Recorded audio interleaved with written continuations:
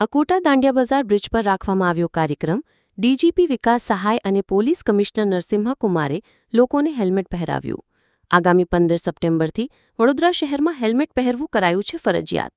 DGP વિકાસ સહાયનું નિવેદન, અમને લોકોથી દંડ વસૂલવામાં રસ નથી, લોકોના જીવની અમને છે ચિંતા, લોકોએ ટ્રાફિક નિયમનું પાલન કરવું પડશે।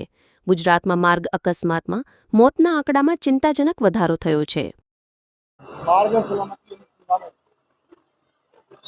હેલ્મેટ રેલીનું આયોજન કરવામાં આવ્યું અને આ હેલ્મેટ રેલીના આશરે 1,500 જેવા બરોડા શહેરના પોલીસ કર્મીઓ, એસઆરપીના જવાનો, હોમગાર્ડના જવાનો અને એ લોકોની સાથે સાથે અમુક પ્રાઇવેટ સંસ્થાના લોકો પણ જોડાયા। આ રેલીના માધ્યમથી રોડ સલામતી અને ટ્રાફિક સલામતીનો એક ખાસ સંદેશ બરોડાવાસીઓને આપવા માંગીએ છીએ। આપણે જાણીએ છીએ કે આપણા રાજ્યમાં, આપણા દેશમાં રોડ અકસ્માતોની સંખ્યા અને રોડ અકસ્માતોમાં ખાસ કરીને જે લોકો જીવ ગુમાવે છે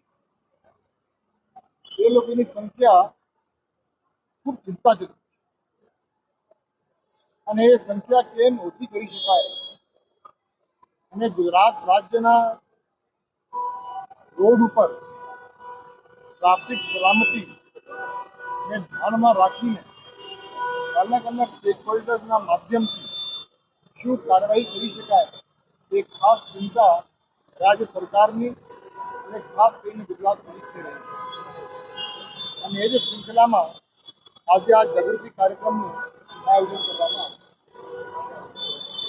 આવ્યું। આજની આ જે રેલી હતી એ રેલી આપણે હેલ્મેટ રેલી કહીએ છીએ, પરંતુ હું એમ માનું છું રોડ સલામતી એ લોકોમાં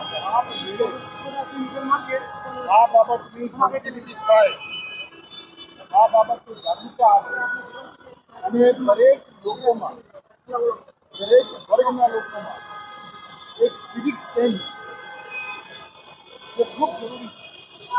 અને જ્યારે આપણે સિવિક સેન્સની વાત કરીએ છીએ, જ્યારે ડિસિપ્લિનની વાત કરીએ છીએ, એ ડિસિપ્લિન ફક્ત ને ફક્ત ટ્રાફિક માટે નહીં,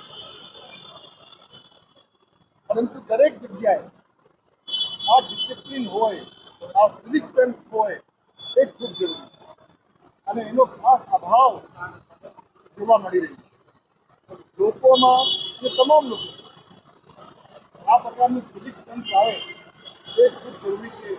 વ્યવહાર જે રીતનો હોય એ ખૂબ જરૂરી છે। એકબીજાની સાથે આપણે વ્યવહાર કરી હોવું જોઈએ। ઓપોર્ચ્યુનિટી જે છે, જે પ્રકરણ છે, એ પ્રકરણ અનુસંધાને આપણી જવાબદારી રહી છે કે એ જોવાની જવાબદારી આપણી સૌની છે। એ સિવિક સેન્સ કહેવાય। જ્યાં સુધી આ સિવિક સેન્સ નહીં આવે ત્યાં સુધી આ ટ્રાફિક જાગૃતિની બાબત હોય, ટ્રાફિક ડિસિપ્લિનની બાબત હોય, એમાં અભાવ જોવા મળે। એટલે આ પ્રેસના માધ્યમથી હું આપ સૌને, તમામ બરોડાને, તમામ લોકોને કહેવા માગું છું કે તમારા દરેક ક્ષેત્રમાં તમારી જે કંઈ કામગીરી છે એમાં સિવિક સેન્સ, સેલ્ફ ડિસિપ્લિન અને અવેરનેસ એ લાવવા માટેનો પ્રયત્ન કરવામાં આવે અને એ જ પ્રયત્નના ભાગરૂપે તમને પ્રોત્સાહિત કરવા માટે આજે પોલીસ કમિશનર શ્રી વડોદરા નરસિંહા કુમાર દ્વારા ખૂબ સારી એક આયોજન કરવામાં આવી હતી હેલ્મેટ રેલીની અને એમને એક એલાન પણ કરી છે, જાહેરાત પણ કરી છે કે 15 સપ્ટેમ્બરથી વડોદરા શહેરમાં 100% હેલ્મેટ નિયમનું આપણે પાલન કરાવીશું અને એ આપણે જે પાલન કરાવવા માંગીએ છીએ એમાં કોઈ ફાઇનના ભાગરૂપે ફાઇન લેવા માટે એવું નથી, પણ અમને ખરેખર તમારા જાનની ચિંતા છે, તમારા પરિવારના લોકોની ચિંતા છે।